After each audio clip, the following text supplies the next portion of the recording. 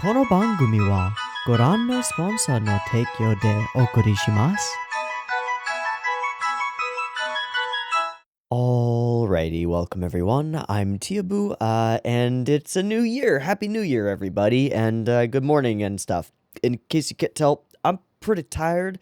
I've had 2 late nights in a row now, and that was a bad idea because D&D and then New Year's, and that was a bad idea. It's definitely catching up to me.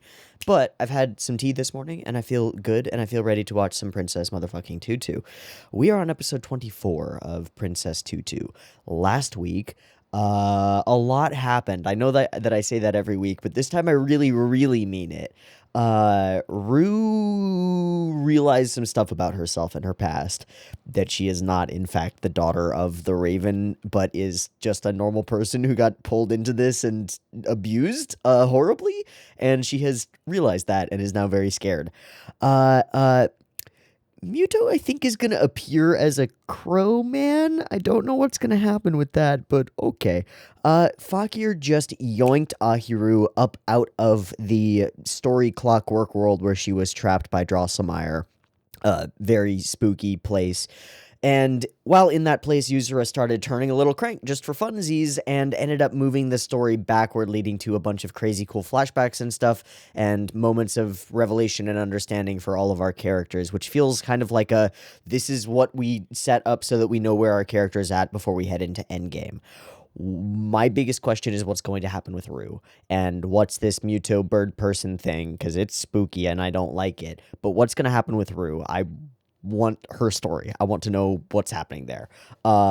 Everything else is awesome. What are Fakir and Ahiru going to do? Like, what is the choice here? Do they go after the shards that they can't get, which are outside of all the gates? Or do they try to, like, collab write a story to fix Muto? Like, I don't know the limitations of Fakir's power, and obviously neither does he. He just made it work for the first time for realsies. So, I don't know what's going to happen. I don't know what can happen, and that's very exciting. I feel like Drosselmeyer also has no idea what can happen right now. This seems like a bunch of unforeseeable circumstances, and so I'm interested to see how Drosselmeyer reacts to what is about to happen, because I don't know what's about to happen, but it's a whole bunch of things that are all going to happen, and then Drosselmeyer's going to react to them. Either he's going to be down for this, and it'll be like, aha, you have followed my plans all along, or he's gonna be like, oh shit, they're screwing up the story, I gotta fix something, and he'll do something crazy maybe. I really don't know. I'm excited to find out what's gonna go down inside Rue's head, now that she has realized that she is not, in fact, the daughter of this Raven, and all of the shit that this Raven has been putting over her, like, you're an ugly human, but you're my daughter, and all of that shit is all lies. It's all lies built on top of lies built on top of lies. And I would love for the pillars that underlie Kreru as a character to just, like, fall away and leave her in a vacuum where she has to make a choice about who she is. And I hope that she gets the chance to do that. I'm really interested in her little character arc thing situation. It's super interesting to me. But everything that I've got to talk about here right now is either talking about what has already happened or purely speculative, because the future is now, and we're gonna watch some Princess Tutu, and it's gonna be what it's gonna be. I'm ready to go. Let's watch episode 24 of Princess Tutu and see what the heck happens. Yeah, that's about it. So I've got that episode up and ready to go. It is sitting at 0 seconds. There will be 2 versions of this reaction video. Picture-in-picture version available in the description. Picture-in-picture version available in the description. Timer-based version up on YouTube. Syncy thingy comes here. Let's go.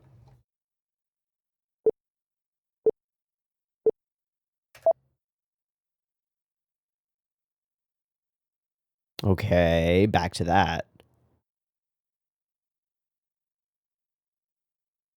Okay.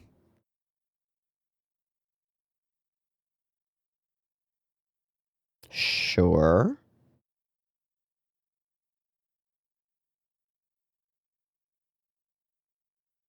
This is the actual story of Prince Unrabe. So there's an inevitability of despair.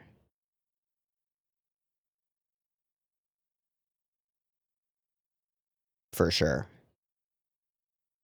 Whoa. I mean, there's not even stuff to read into for that intro. That was just the story of Prince Unrabe, right? It's just background that we didn't know. Like, what happened before the prince and the raven were fighting for a long, long time? Why did they start fighting? We just got the answer.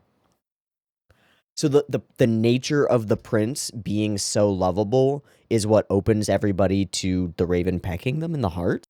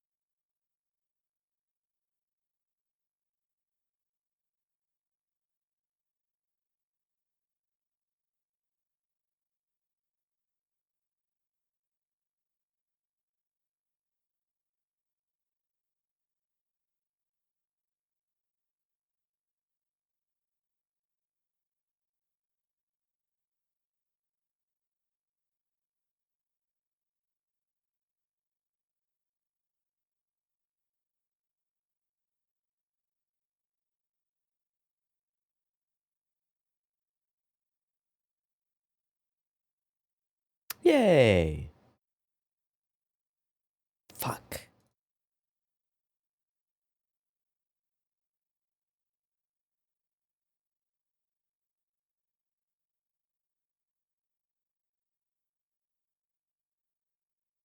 All right. Stopped. That sounds good. Very fair. Very knightly of you.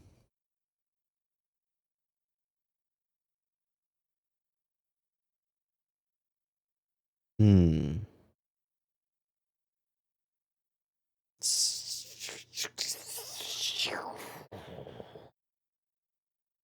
So what you're writing down is what occurs regardless. Oh, there's some weird predeterminate. Okay.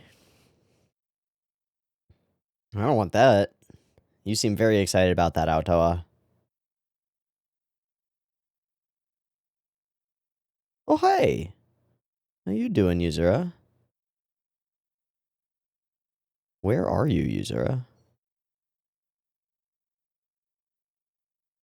Dance Macabre and The Prince and the Raven.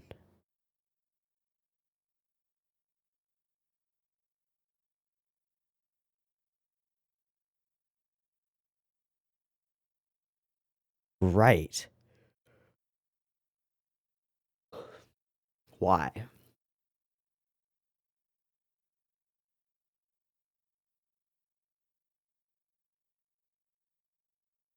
Why couldn't he write about Muto? So we are fully Fakir mode. Okay. Hell yeah. Hell yeah.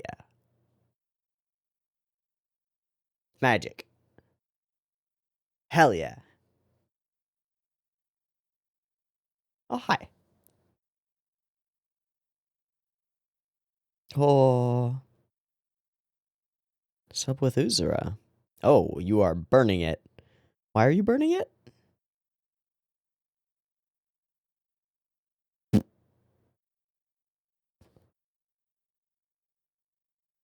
So that his stories don't become something awful once he's gone? I kind of wanted to read it, but... What the fuck is happening? This is so weird.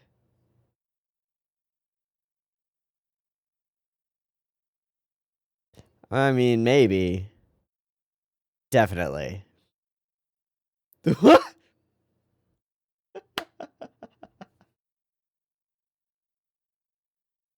Yeah, he might get bad. Yeah, everything's lined up. Everything will work so great. Definitely nothing can go wrong. Nothing can go wrong at all.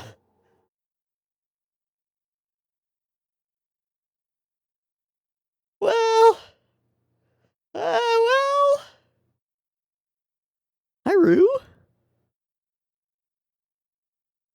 Caw, caw. Oh, God. She's playing the game. Nani? Nani?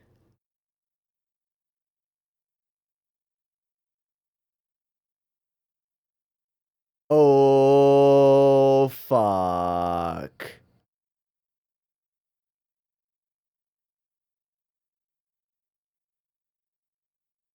Ah! No. No, you can't use that voice. No, no, no, no, no, no.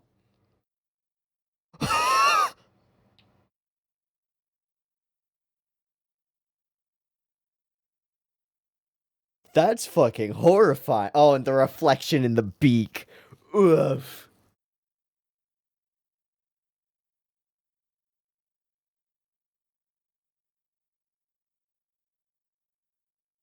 Oh, this is weird.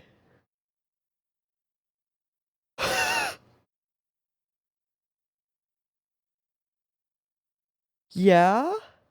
Oh, that one.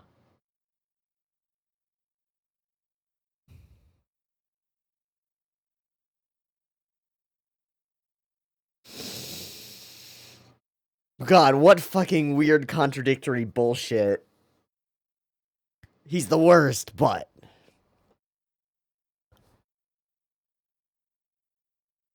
even a girl. Oh, fuck you.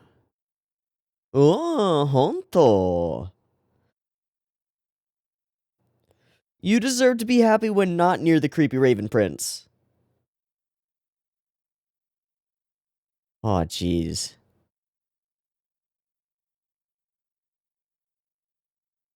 Ow.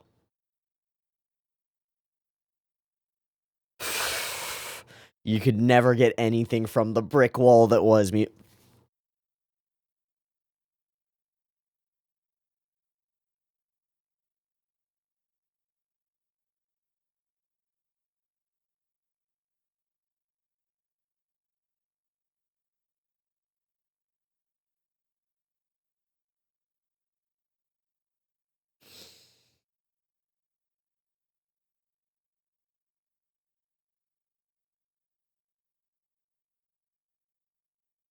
To make him ravenified. Ballet and marriage. The important things. Is that young Fakir and young Rue?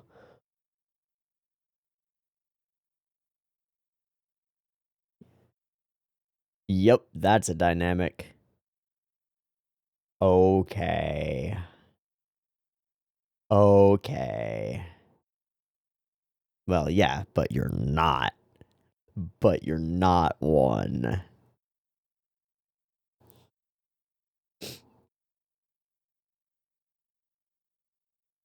You're not. You're free. But that's terrifying. Oh, no. Oh, no. Now she sees it that way? Well, she was. Fuck off. Hell yeah, run away. Good. Not good, but Jesus, I didn't like that at all. I feel so bad for Rue. What do you do about this?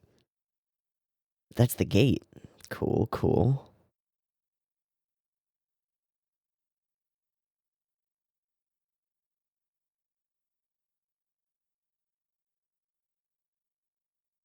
You need a hug. No.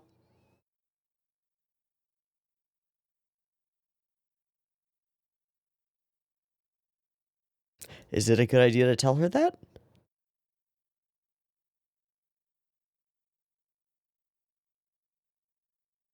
She's terrified of Raven. Yeah. He's been poisoned by you last season. He won't. Fuck.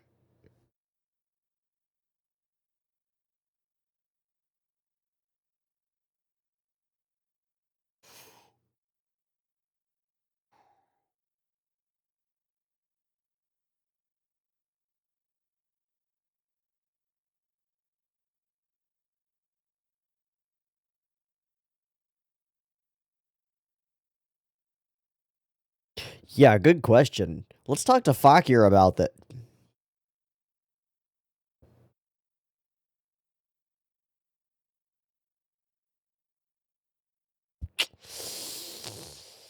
More tragedy, more suffering. Wee. All right, Drosselmeyer. Jesus Christ, this episode is jam packed with characters making changes. Oh fuck! You've seen that before. Wait, what?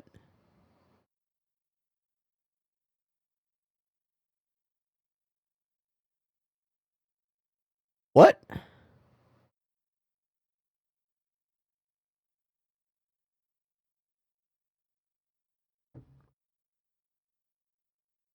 You are excited about this? Oh Jesus! Good job. I am a knight who was given the fate of death in vain. Wow. I don't know about that.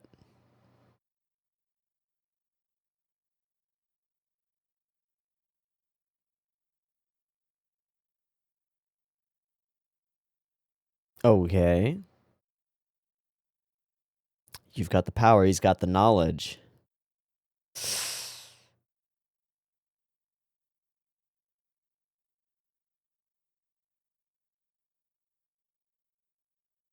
That was very scary. What?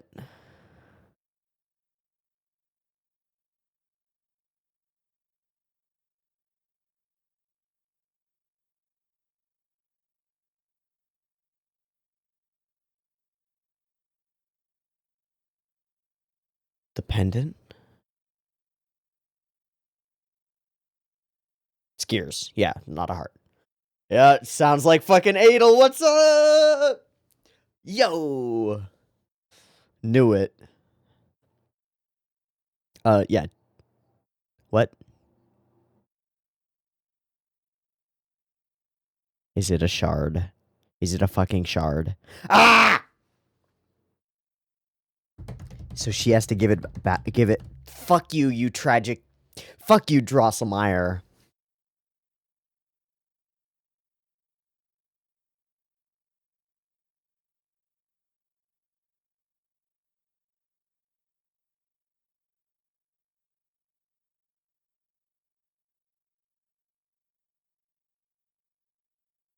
That's fucking bullshit, Drosselmeyer. You build in a catch-22 where our hero has to sacrifice herself regardless, whether she admits her love for him or otherwise. Fuck you, story.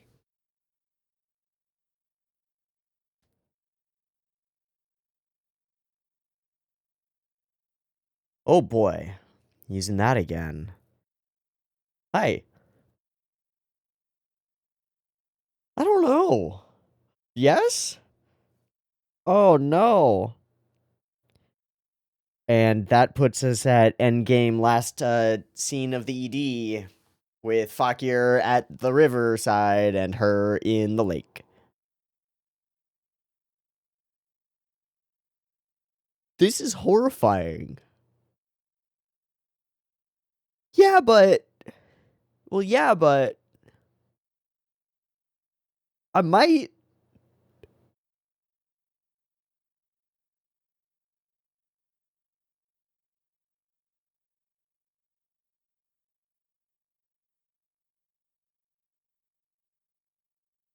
Maybe they can. I don't know. Oh God.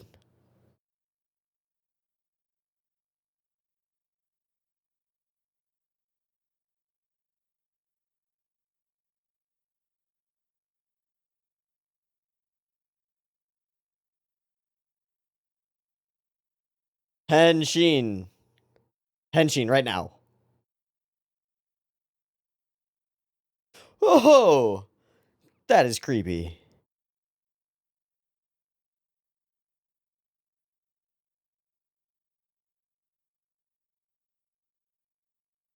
I mean, yeah.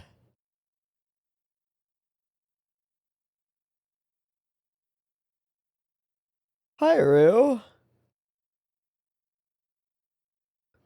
Incoming. Ah! Ah! Is he gonna try and fly out of the city? Or is he going for her? Oh, no. Oh, okay. The music is on fucking point.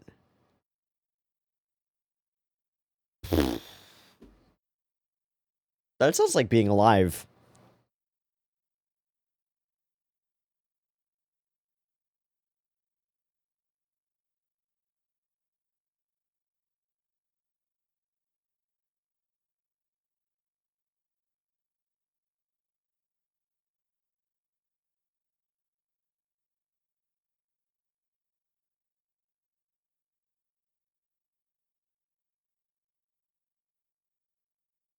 Rue, please do not suicide right now.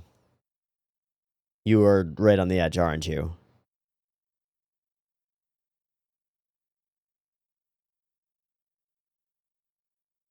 Are we saving Rue today?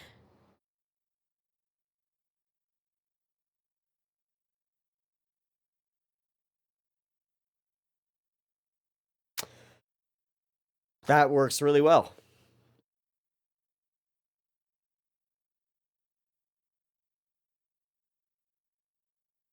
But then the Raven comes back. And you lose your Tutu powers.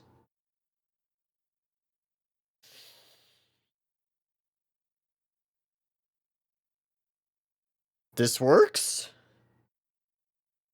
This works. Okay. I'm scared.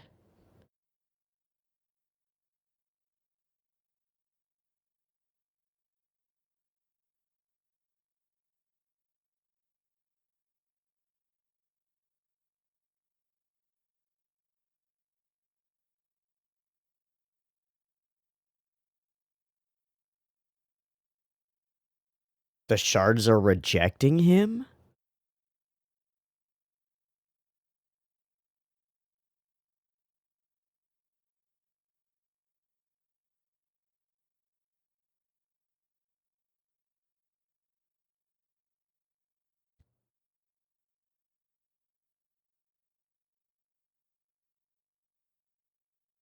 Uh-huh.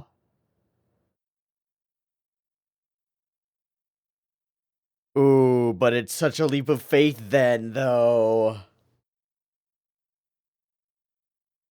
Do not return the final...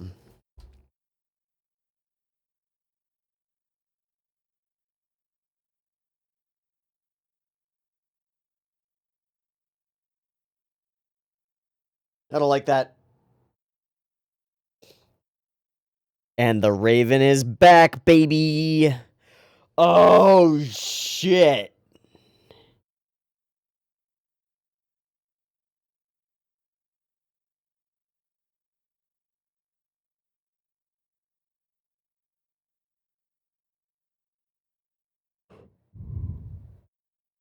Say no. Hell yeah! Your love doesn't mean shit.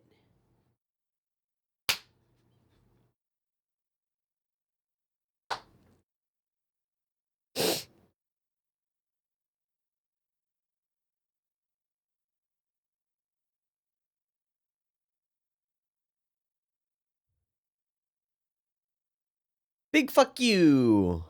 Hell yeah. Hell yeah.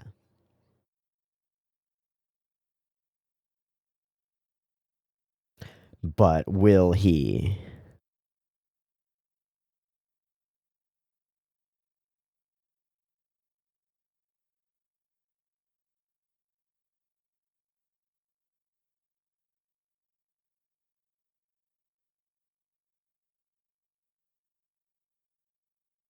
Tutu?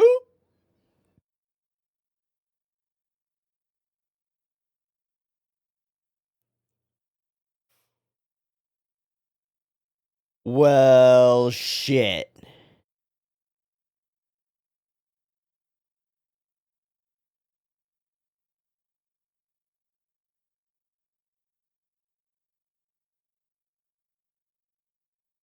That was it. That was it. To be loved. The prince is whole. Love. Thank you for interfering. Good job. Oh, fuck off.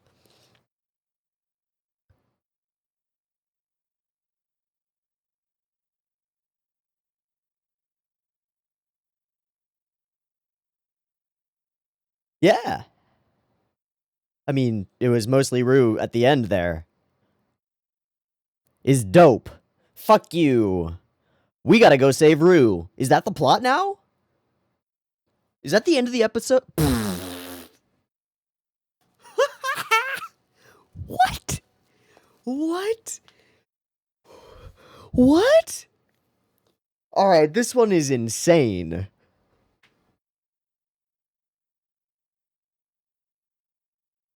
Wow.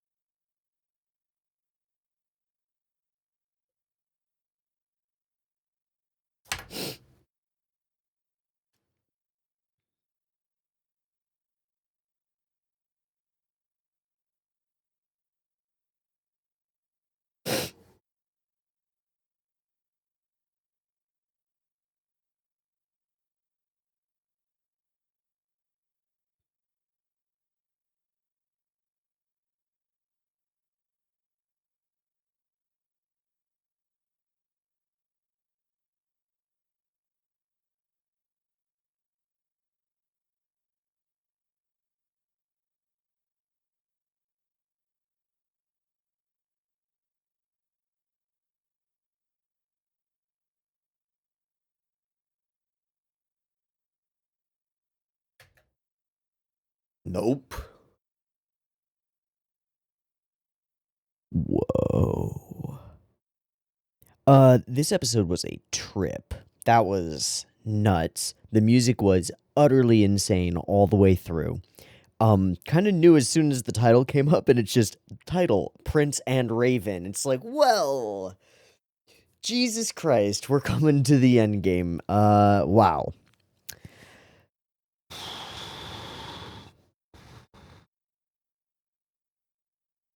Well, I got exactly what I wanted, which was this arc for Rue and a full turn at the end of it.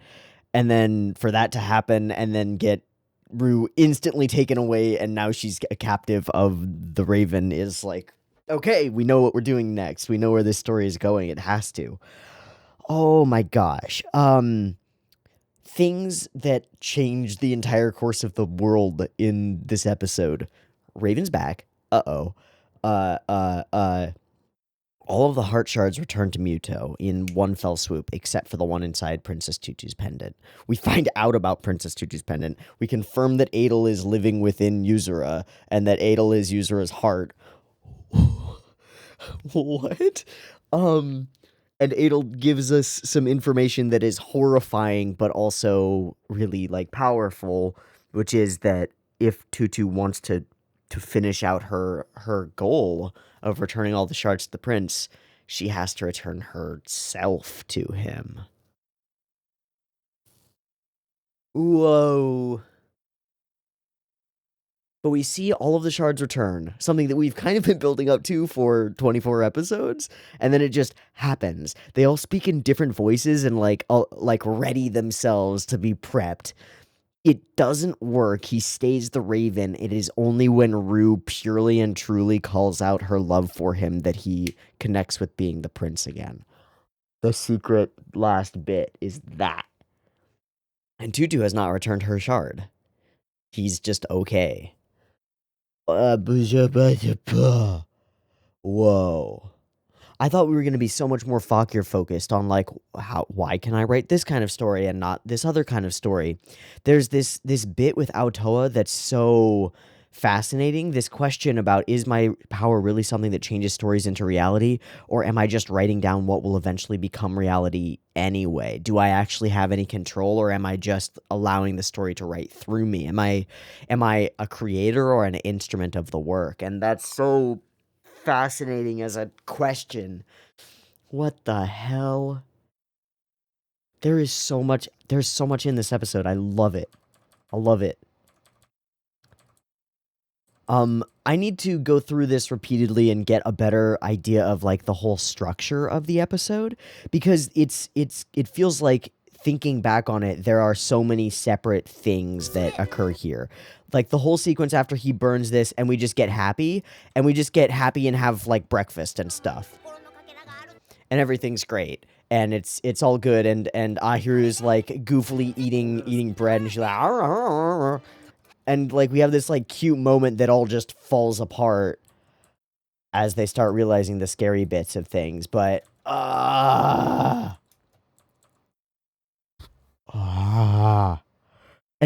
okay, the creepy cornerstone of the episode, I think, has to be not just the design of Raven Prince looking dude, the fact that it's just Muto's voice coming out of this gigantic, like, anthropomorphous raven is ridiculously freaky. No, that's not allowed. That's illegal. Illegal. Stop. I hate it. But at the same time, it's really, like, to put it in a way, it's a reflection of Rue, and the whole reason that we have this prince is because Rue is looking at him and going, "God damn it, I did this to you. I love you, and my love for you made this happen. This validates all of the things that I know from the past and that I have learned from my abuser, which tell me that if I get close to anybody, they get hurt, and so I won't ever get close to anybody, and I'll just be miserable and lonely and sad all by myself." Fuck.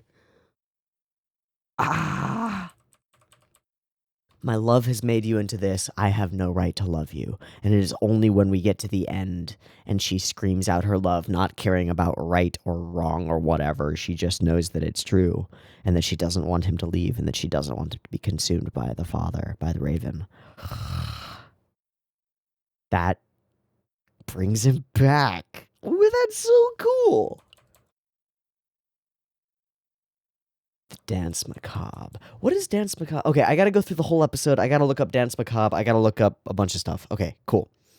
Dance Macabre. Oh. No, it's an artistic genre. There's a tone poem for orchestra by Sanson? Sanson? I forget how you say that guy's name. Artistic genre of allegory. To remind us all about the fragility of our lives and how vain are the glories of earthly life. Interesting. Okay. Don't do anything more. But the story is rolling.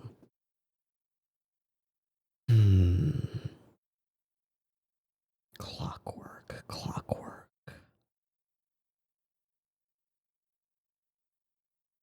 Let's believe in the prince. Oh. I was happiest when I was Rue. Not anymore. Get eaten by your dad. Wow. Oh, jeez.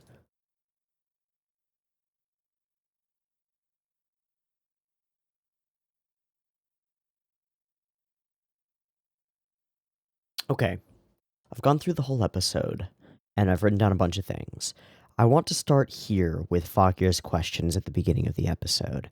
And with that, the context of the opening sequence as well is kind of important. This opening sequence is all about Drosselmeyer, and it's telling us the story, the background of Prince Unrabe, but this grave scattered with papers, the clockwork behind everything, the pendulum swing, tick-tock, kind of partly that time is coming, but more than that, I read this as like the dead Drosselmeyer set the story in motion, right? And that's the whole clockwork experience that we see over and over and over. That's the structure of the story that Drosselmeyer has here. It's like this crazy Rube Goldberg clockwork contraption that's going along a set path. And I think that it's interesting that we get the opportunity to relate that to Fakir's question. Am I altering reality with my stories, or is reality affecting my stories? Am I bound to some clockwork thing that's just going to continue and I can't really change it? Or am I really generating something new and novel? And I think that's the core question here. But but more than that, that questioning of whether we have choice, like whether we have the power to do anything in this world, is immense. And I think it's the question that each of our characters interacts with over the course of this episode, each of them. From Tutu and realizing that she must give up that pendant, and actively choosing to be willing to be selfless and like give up her experience as a human, and in doing so give up the chance of getting what she wants, which was initially to dance with Muto, but that desire has changed, right? She wants to save Muto more than anything at this point, and that's so awesome. But hmm hmm this episode, more than any, has so much subtext about storytelling, because this opening sequence tells us the people fought, each wanting him to love them and love and them alone, greedily taking his love and making it like mine, only mine. But then what the raven does, an evil raven pecked at their hearts one after another. It's the consumer. It's it's feeding off of the genuineness, off of the authenticity of the prince, and off of the authenticity of the love that the audience kind of has for the prince, right? The raven is a consumer, is the worst, greediest type of audience member, right? Something like that. Drosselmeyer is the creator as a caricature of the worst type of creator, right? Once doesn't care for authenticity, doesn't care for the people in his stories, doesn't care for the flesh and bones of stories. He cares for the clockwork of them, for the structure of them, for putting pieces together and making them interlock, which is obviously a huge part of storytelling, is making a world and putting your things together so that it kind of intermeshes and makes sense. But that's not what makes stories come alive. Having backstory and background and world building is great, and we always, like, when we see that in stories that we love, we praise it, right? But that isn't what draws people to stories. What draws people to stories, what draws audiences to stories, is authenticity. So oddly, Drosselmeyer, this author who doesn't understand the nature of stories and why they matter, writes a story about a prince who is so good and loves everybody, and everybody loves him, and everybody wants his love for themselves. But there's something evil out there that steals away all that authentic emotion and feeds off of it. And that, to me, signifies how Drosselmeyer sees his audience. And so he wrote that and created an embodiment of that, of a toxic audience in The Raven.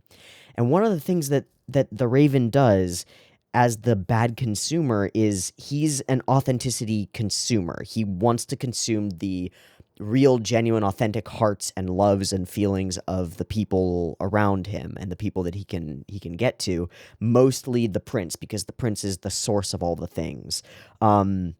Even though consuming the prince will destroy the prince and destroy the source of his like sustenance, which is kind of twisted, but kind of makes sense if you think about it in the way that audiences demand creative work, like give us stuff, give us stuff.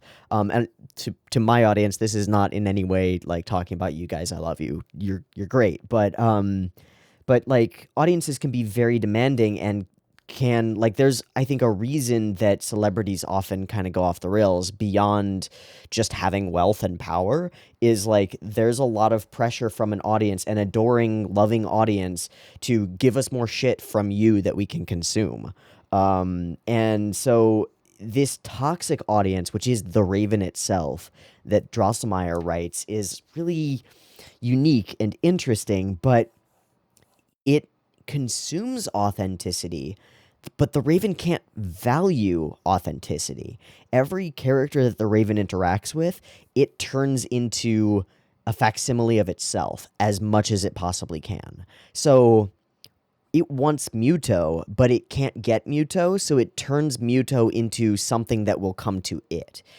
The way that I'm thinking about this is like, this is somebody who's watching a story, who's experiencing a story. The Raven is an audience member experiencing a story, and every part of the story that clashes with the Raven or with the audience member is just filtered through a perspective in their mind, and it's like, oh no, that's actually about me, and it's positive about me.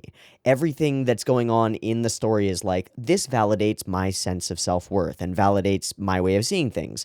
So what we get down to is like, everything that the Raven touches turns into a narcissistically driven, Raven-shaped abomination. The prince becomes Raven-like and becomes a monster that is incapable of the genuine love that is the fucking food for the Raven in the first place. And so the Raven, by viewing stories from this like exploitative perspective of like, what can I get from this story? Not what can I change about myself, but how can I change the way that I see the story so that it validates what I already know about myself, which is I'm great and I'm the Raven and whatever, right? I'm so powerful, yippee dippy doo. Does the same thing to Rue. The Raven takes Rue, who in her child form is like the picture perfect, emblematic poster child of purity. She is extremely young to the point of being untaintable with evil, right? Takes this pure, innocent, authentic creature and lies to her and lies to her and exploits her and tells her things and like feeds her Raven blood, feeds her from himself so that she becomes a twisted reflection of the Raven, which validates the Raven, right? Turns Rue into something more like the Raven because the Raven can't comprehend, can't go outside of himself and have like empathy, sympathy, compassion, or even comprehension of people who are not like him or who are authentic. The Raven is like desperate for authenticity but cannot experience it itself. It's kind of like a not a Grinch type of character, but like a never sated type of character, which is really interesting.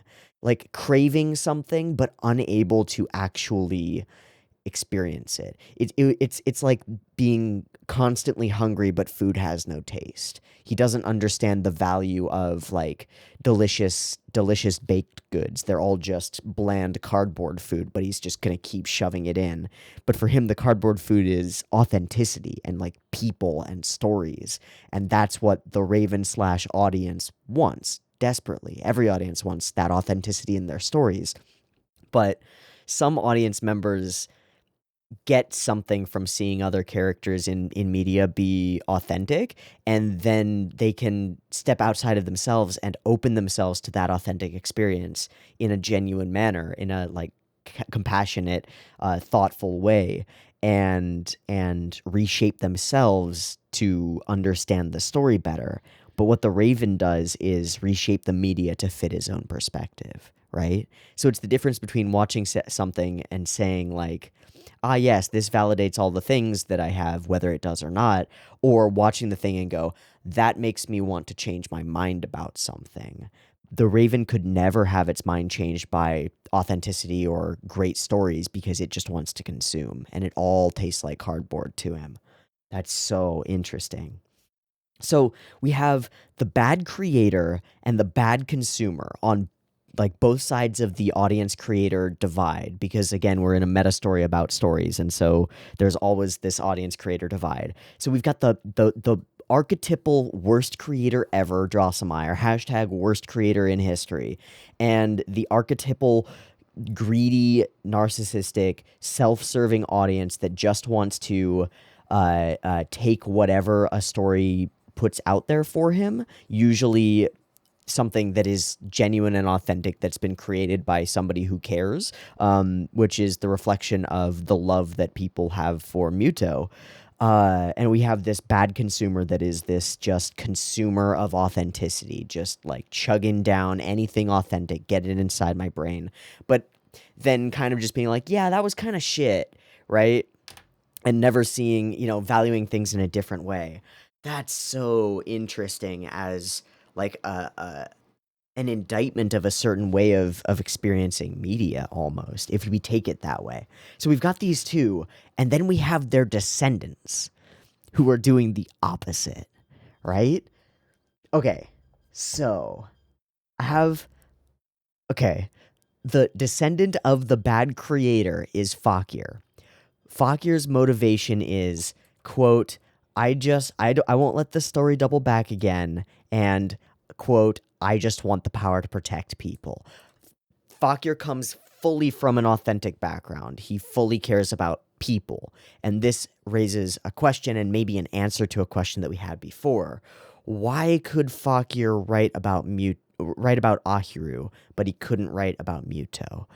Maybe it's not that Fakir's power is weak, but that because of the way that he is, because of his morality, his ethics, his knightliness and chivalry, he cannot write a story that is not authentic to him.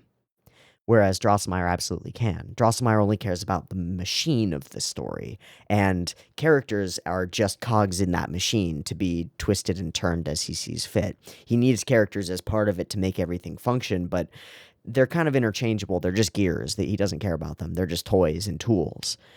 Same goes for Adel, by the way, who is a clockwork machine who became authentic and made the choice to become authentic, then died, then was reborn in the form of Yuzura, who is her own entity with her own soul and life, but has a reflection of her ancestor, Adel, inside of her, but is like all self and is like a story of her own, given that she's a clockwork creature. So she is like an embodiment of story as well, but a story with choice and joy and pure authenticity is Yuzura. Ah, so cool. But then we also have, right, okay, so we've got Fakir, who is the opposite of Drosselmeyer and is actively trying to right the wrongs that Drosselmeyer created by being inauthentic to people and writing stories where people are just used as means to an end. Fakir is literally the opposite. I just want the power to protect people. And then he's also actively questioning what the limits of his power really are. He's not like Aotoa, who immediately after this says, if your power is immature, of course it will be swayed, blah, blah, blah. But if you develop a strong power, reality should start obeying your stories. He immediately takes that to, then it should be easy even to manipulate the fates of all mankind. But that's not what Fakir wants. Fakir wants to protect people. He doesn't want to manipulate people. He doesn't want to change what people are doing. He wants to allow people to be authentic. That's his goal, right? Not to force them to serve the needs of the story, not to what was it? Author's convenience, the gem that Adel had at one point, right? He doesn't imbibe of the gem of author's convenience. He wants people to be free. People being story characters, he wants the story to be able to tell itself through the story. It's not a clockwork device, it's emergent, right? The storyline that Fakir wants to tell is emergent from the characters around him. Ooh, that's cool. And then we have Rue. Rue, the descendant of the Raven, who is not the descendant of the Raven because her whole story, her whole backstory is inauthentic, has been twisted into a raven-shaped creature, Kreha, or Krera, by the Raven over the course of a long, long time. But the thing that she comes to realize by the end of the episode is that what she values most is her own authenticity. The time when she was Rue, the time when she was with Muto, and in a purely selfless act, she offers herself as the food instead.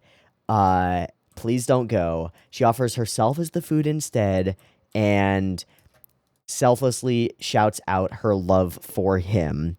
Pure authenticity coming out of Rue. Eat my heart instead. And in this moment, her selfless love returns his selfhood.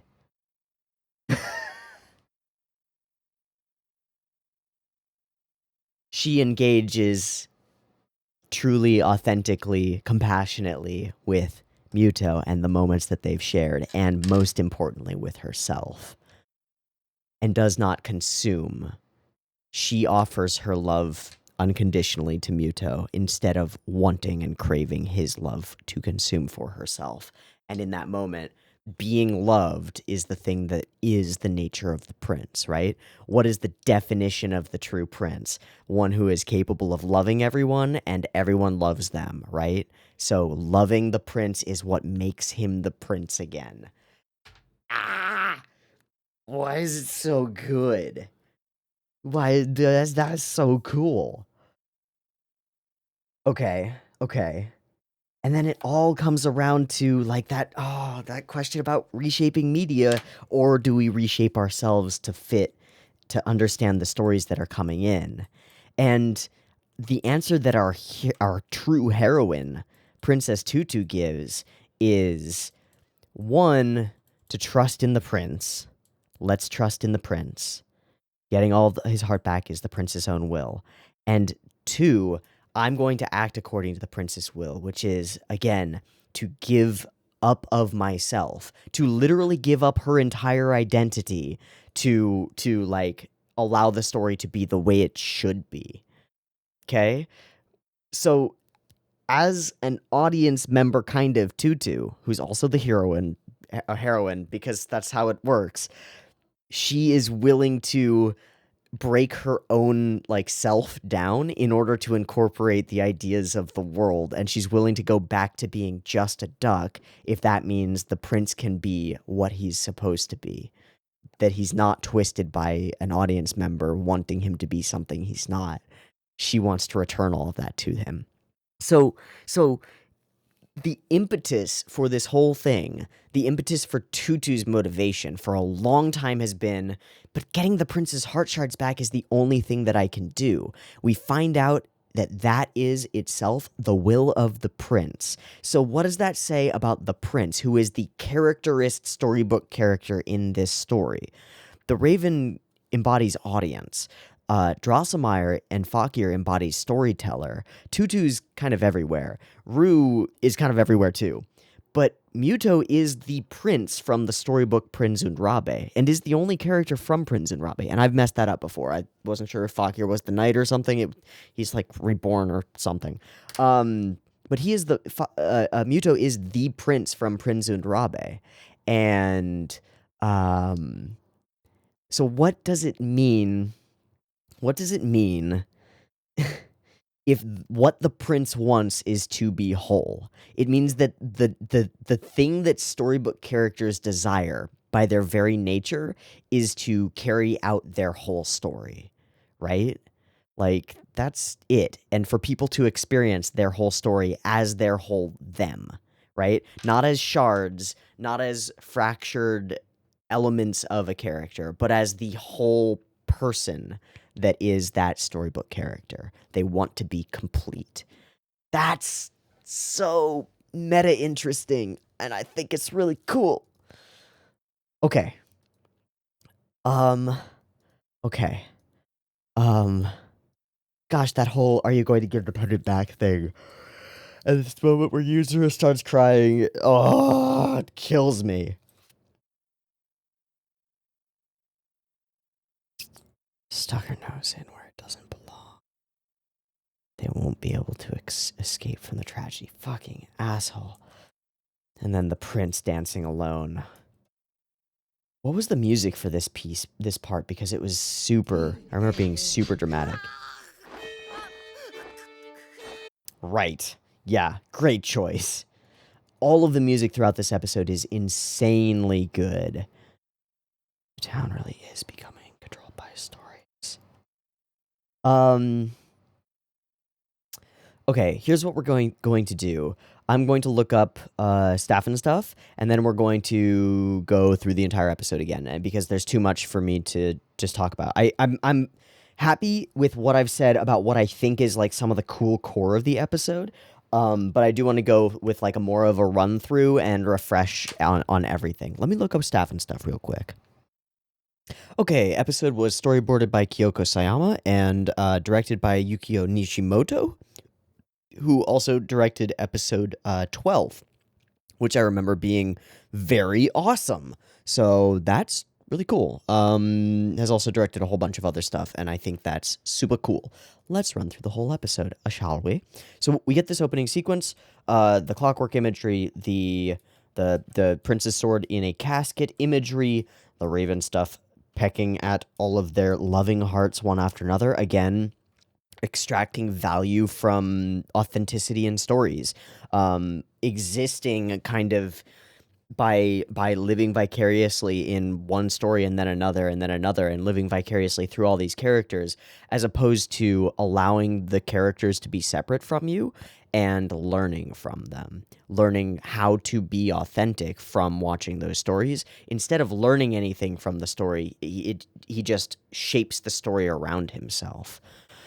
What an interesting way of looking at the raven. I think that's really cool. Yeah, I'd like to try eating the prince's heart, the most delicious one of them all. Heck yes. And we pop over to this moment. Who this? What this? How this work? And is my power really something that changes stories into a reality, or am I not just writing down what will eventually become reality anyway?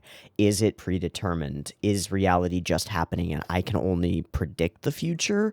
What is it? And the answer is one of strength, but I don't think it's accurate. I don't think that Aotoa is right here. And he definitely isn't right about this idea of like even manipulating the fates of all mankind. It's not what we want, you know? Not what anybody wants. God, the music throughout this episode is so on point. And Yuzura just wandering around.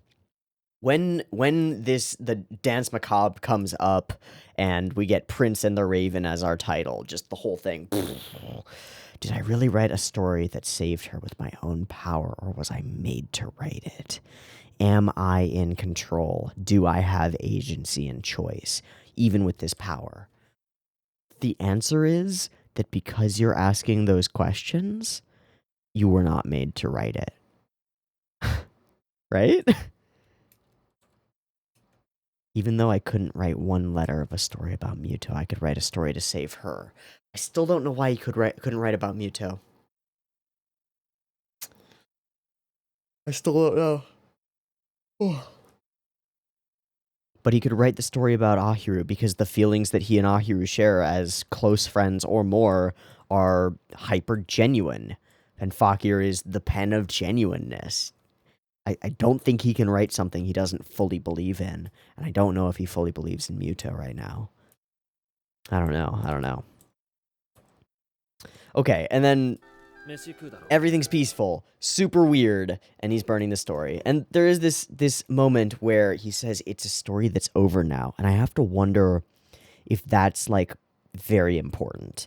Because it kind of just happens, we kind of just gloss over it, but I have to wonder if that's very important, because that's the opposite of what Drosselmeyer did. Drosselmeyer was desperate to keep living on and to keep his stories living on. Fakir is happy to throw away the story. I am wondering what else is in that story. Does it include, like, Ahiru comes back and we have a nice meal together and it's great? Because then the nice meal kind of makes sense if he just wrote that as part of the story. I don't know. I just don't know. He does say it's a story that's over now, so maybe it has already ended. Once this shot is so weird. Sorry, I'm tired. This one shot is so weird.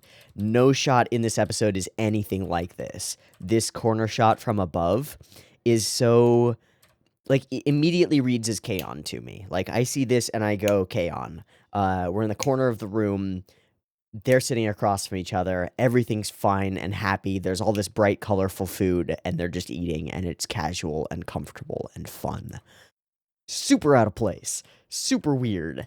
But we have them chatting it out and have them kind of just being like, so we've got everything lined up. You've got your power to write stories. The Raven will be restored, but, you know, we can defeat it with your story writing power. I don't know about that. That's a big Raven boy. And Ahiru leaves the whole thing just feeling dope, feeling like we've got this. Mewtwo has Fakir and Princess Tutu. No way we're gonna lose everything. I'm sure Ruchan will. Hi, Ruchan. There you are. Let me follow you to this creepy house covered in crows. Nothing creepy here. And here we are. And hi, Prince. And he starts trying to eat a rat. It's bad. Yeah.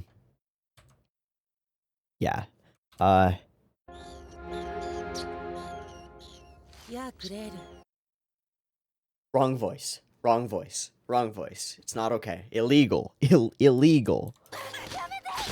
Yeah.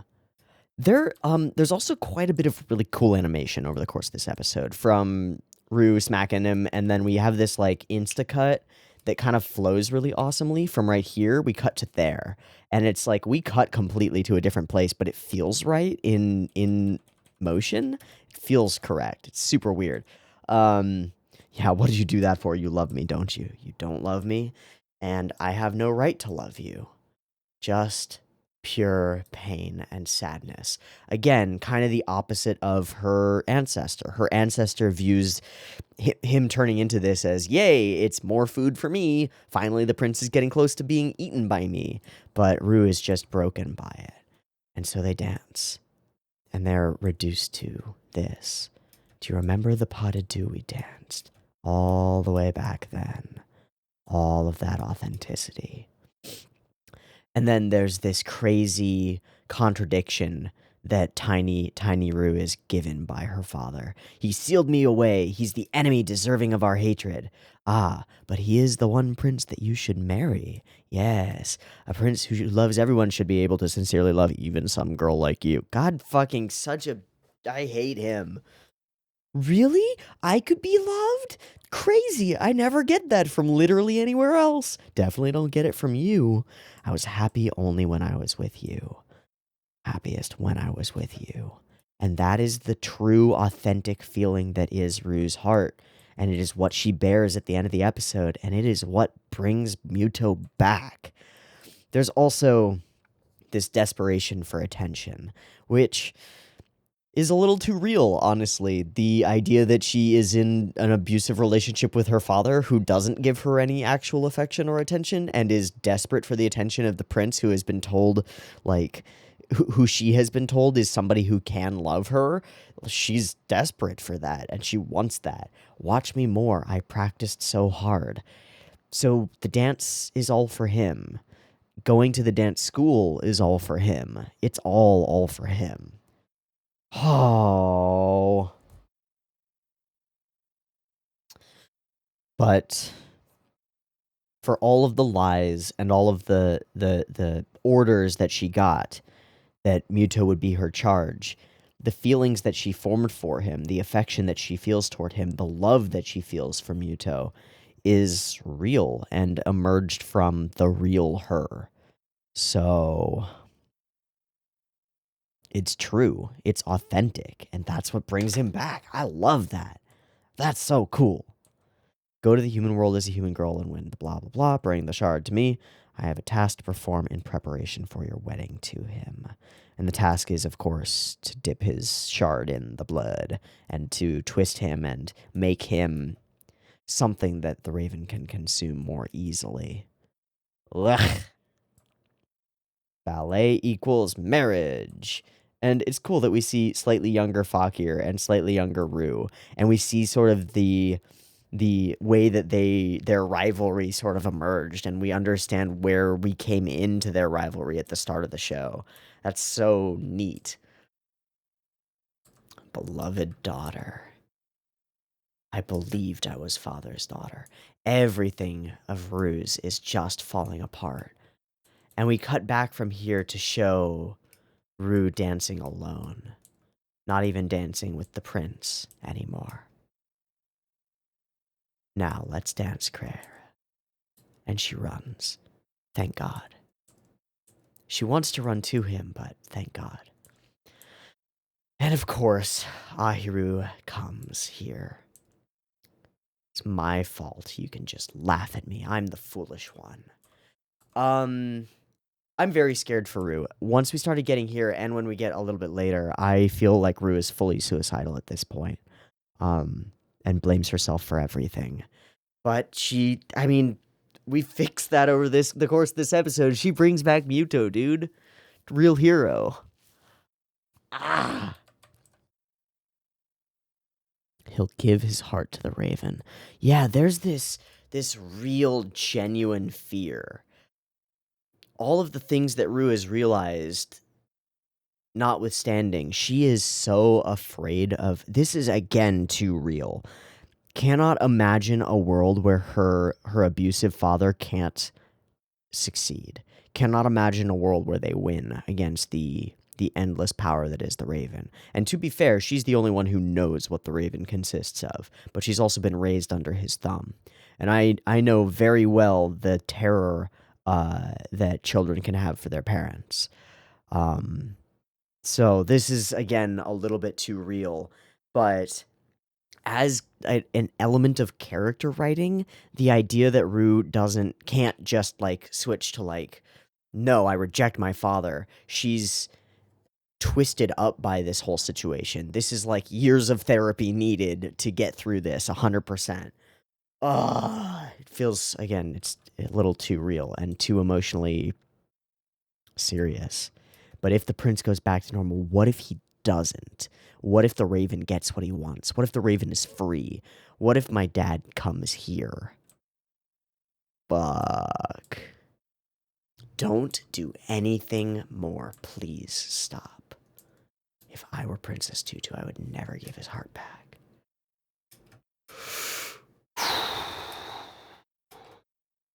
And so Ahiru runs. And, like, 3 minutes ago, she was running like, I know exactly what to do. We've got me, and we've got Tutu, and we've got Fakir, and we're gonna save the... Oh, God, I don't know what to do at all. Oh, Jesus. And then, of course, this. This is...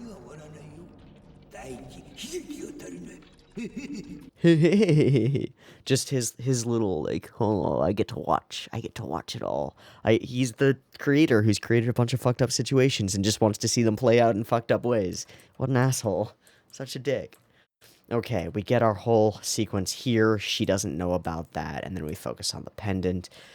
So, there's yet another catch-22 built into everything, just in case Tutu turning into a speck of light if she ever reveals her love for the prince is not enough for you. She has to give up everything that she has become and everything that she has, like, all of the story that she's had to go back to being a duck in order to give Muto back his thing.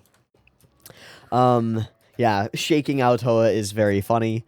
I don't know if he's entirely just excited or scared or both. I assume it's both. I love the way that Fakir speaks to him in general. A little bit later, we get one line that's just the bomb doggity, and we'll get there. But yeah, I am the knight who was given the fate of death in vain. I cannot protect the prince with the sword, so that's why I want to do this. It will be impossible for you to rewrite his stories. Cool. There's no way you could possibly turn your... I don't know, dude. I think you're just wrong. Aotoa, I think you are more wrong than you know. Yeah. Ugh. Just that little moment where he's just like, oh, geez, you are a knight, though. I forgot you could stab me. It's kind of fun. Why should I do that for you? And we just kind of cut it off. Bring us back over to Ahiru. We don't get a lot of Fakir answers in this episode, but that's okay. God, it is so dope that we hear Adel's song as, like, the heart of Yuzura's clockwork. I think that's so much fun, and I'm so glad we get to see her again, even if it is to deliver some potentially very bad news. It resonates with the heart shards because it is a shard itself. That shard awakens Princess Tutu. The prince's dream was to have someone awaken and bring his shards back together. And so what you've been doing this whole time, what you've been assuming is the prince's will, you now have confirmation and you have a goal. My will is the same as Muto's. And we get, I love that we get this one little flippity transformation sequence again, because we haven't been doing that enough, and it's really cool. And also extremely sad. And having Yuzuru deliver the lines is like, that even is super fucking heartbreaking, honestly. Yeah, so don't cry. And I was like, I genuinely might if that happens. I don't know. And then again, it's like that was the secret I was saving for my last bit of fun, but it can still fit into the mechanics of my machinations and my schemes. Fucking Drosselmeyer, gosh. Sad boy dancing sad, sad boy flying around, sad boy very scary sad boy. Uh, Every time it speaks in Muto's voice, I hate it, and then I hate it more.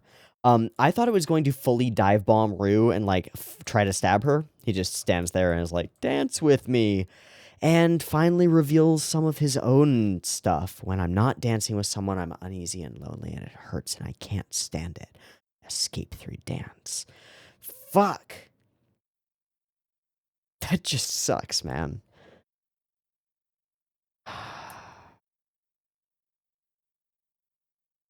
The more you love them, the more you hurt them. Your heart loves everyone, and I have ruined it with these very hands. This is where I got really worried that Rue was going to try to kill herself, genuinely. Because I just wanted to have your love all to myself.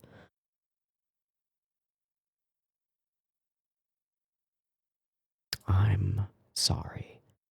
The most important words that can be said. And then we bring in potential for the future.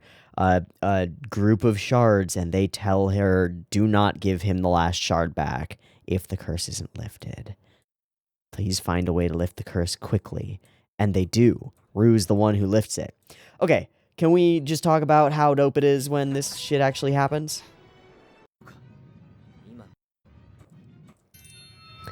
The music is amazing and ominous and tense. And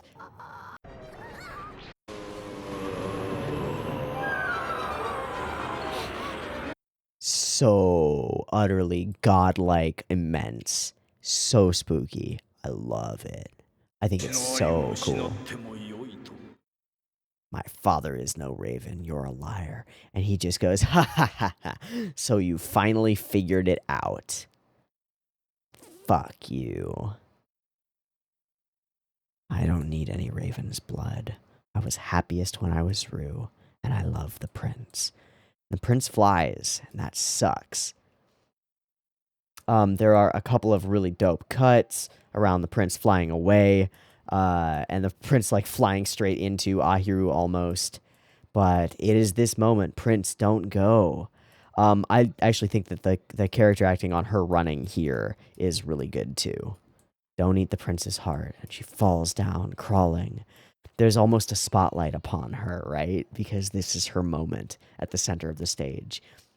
This is that moment of authentic love that the Raven has been devouring, and now it gets to experience itself inside the story without the Raven stealing it. And we get to live vicariously through it or allow it to change us, right? Eat my heart instead. I love you. I've always loved you. Ah. Muto is back.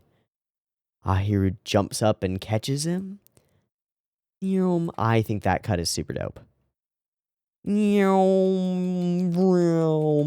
Because the character acting in it is so cool. I have to protect it. That fragile love. That's what's most important. Was it you, Tutu? No, it was Rue. A foolish girl to the end and now a hostage. God damn it, we got Rue as a hostage now. I like this episode a lot. I think that should be obvious from the fact that we're well over an hour into why am I doing this? We're well over an hour into recording, and wow. I like this episode a lot. Everything just changed again. Fakir questioning stuff is super interesting, but this idea of because we get the actual story that was the Prince und Rabe, right? We never have had that. We finally get this idea of how the Raven works, and it just makes all of the ways that the Raven has experienced everything and the way that he's twisted everything around him, it makes all of it come into focus and kind of click. Clockwork. I think that's super cool. And then viewing the story as like Drosselmeyer is the an archetypal bad creator, and the Raven is an archetypal bad audience. And now we have their descendants within the world of stories, shaped by their stories, actively working to undo the things that they have done as bad creators and bad audiences to these characters. Like, the goal is kind of to return authenticity to these characters, to make the prince be the prince that he's supposed to be, has been the whole point all along, to give him back his shards and not make him an empty shell of a prince, right? That's been the whole point all along, is to let story characters be their own stories and not to fuck with them. I love it. I think that's so cool. I think this episode is dope. Uh, and I'm gonna wrap there. I've been Teeaboo. This has been Princess Tutu, episode 24. I hope you've enjoyed it as much as I have, and I hope to catch you next week for episode 25. See you there. Peace.